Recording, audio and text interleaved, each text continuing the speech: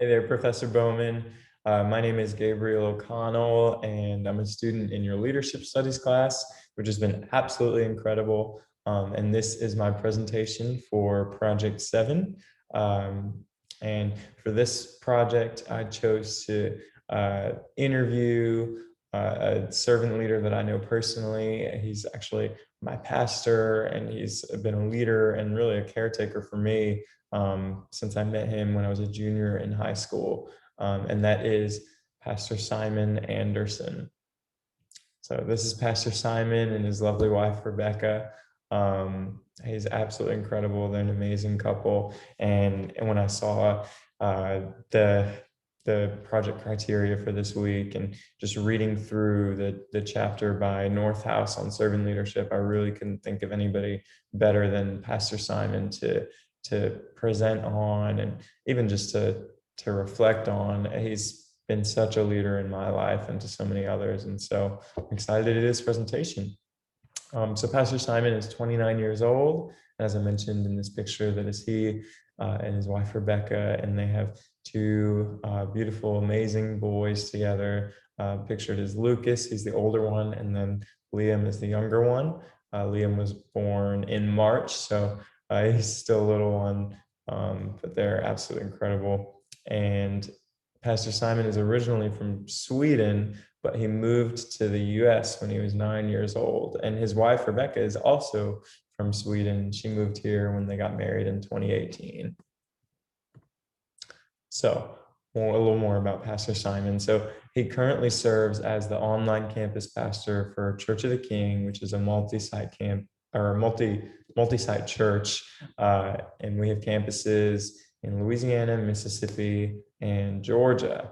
And this is actually the church that my life was transformed at. I gave my life to Jesus at, and this is where I met Simon. And he actually used to be the head of the communications department, which is where I now work as a project coordinator. But now he is our online campus pastor, and so he oversees our online services and pastors, and really shepherds and takes care of hundreds of online attendees from all across the nation and really all over the world.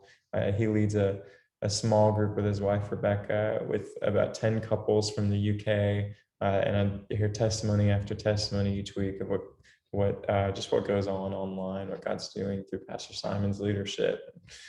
It's really amazing to see. And so Simon graduated with a Bachelor of Science in Computer Science from Southeastern Louisiana University, and he also received his MBA a few years ago from the University of New Orleans. So a little bit about Pastor Simon's leadership experience. So one thing that is obviously not super common is Simon was diagnosed with type 1 diabetes whenever he was 9 years old, so the same year that he moved to the United States. And he recalls this as being a really difficult time in his life. He didn't really know what the future would look like. Obviously, it sets you apart, and it's expensive and so difficult. But he talks about learning. He learned the value of empathizing with others who are going through pain and uncertainty through this experience. And he's empathized with me in so many difficult seasons where I've really needed it. And so I'm very grateful for that. He also recalls receiving his MBA and serving in our youth ministry, Limitless Youth, where Simon led for, I think, around 10 years, as being two of the most influential things in developing his leadership and his ability to really care for other people. And he now oversees and cares for hundreds of people all across the world, like I mentioned earlier. And he does such a great job. And so what makes him a servant leader? Is such a good question. And through the ways in which he really has cared for not only just me, but so many others so selflessly, it really is evident that he's a servant leader. I can't think of anybody else better to fit that description. I can even think of just whenever Simon first moved to the North Shore, where I live, I was in high school and we had just had a falling out with our youth pastor. His name was Jake, and it was just a really big mess. He had an affair, and so me and my group of friends were really heartbroken. He was our small group leader. We thought the world of him, and we didn't really know what to do. And whenever Jake left, what's so amazing, and I'm so grateful that Simon, before he was ever a pastor, this is before he was on staff at the church or anything. He lived in New Orleans at the time, and we live in Mandeville, which is around a 45-minute drive. And we had our small group at 6 a.m. on Fridays. And Simon immediately, without hesitation, started driving over every Friday morning.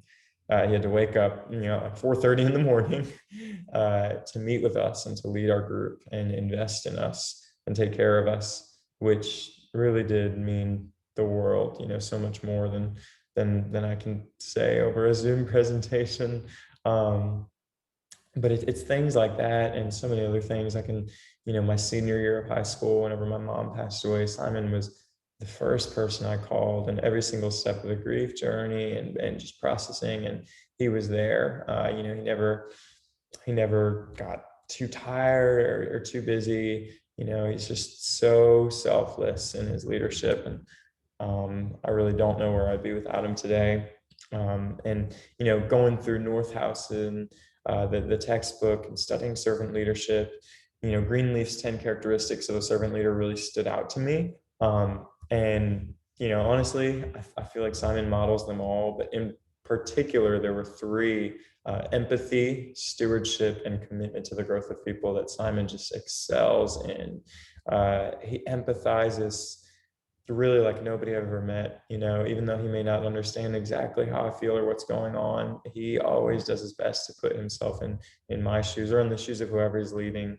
He stewards, people's hearts, people's emotions, finances, his time so well, and he is committed to the growth of people. He lives a life outside of himself. He's always thinking, how can I lead this person? How can I develop this person? How can I actually develop somebody to replace me further down the line? Which I think is absolutely incredible. And like I said, he's impacted my life in so many ways. He truly has modeled what it looks like to be a good leader, a husband, father, and most importantly, a follower of Jesus. And if not for his consistency and his intentionality, I would not be where I am today. I seriously wouldn't be where I am today. And the keys, the takeaways for the class, the three things that Pastor Simon says he lives and leads by is being consistent, listening more than he speaks, and living generously. And he really does model all these things out. He always says that if you were to write a book on discipleship or leadership, it would just be 3 pages long, and that this is what it would have in it. And I couldn't think of a better verse to describe servant leadership. But particularly the part, whoever wants to be a leader among you must be your servant, in the words of Jesus. Whoever wants to be a leader must be your servant. And what just astonishes me and stands out to me about Pastor Simon's leadership is it's so obvious that he's not in it for himself. He really cares for other people. He really wants to lift other people up. He's not insecure about, oh, well, I need to be the best. I need to be on the top. He really cares for people and he gets down on their level. And for that, I'm so grateful. I've learned so much from Pastor Simon through interviewing him for this project, but also just from being led by him for the past few years. He really is a servant leader. And so these are my references.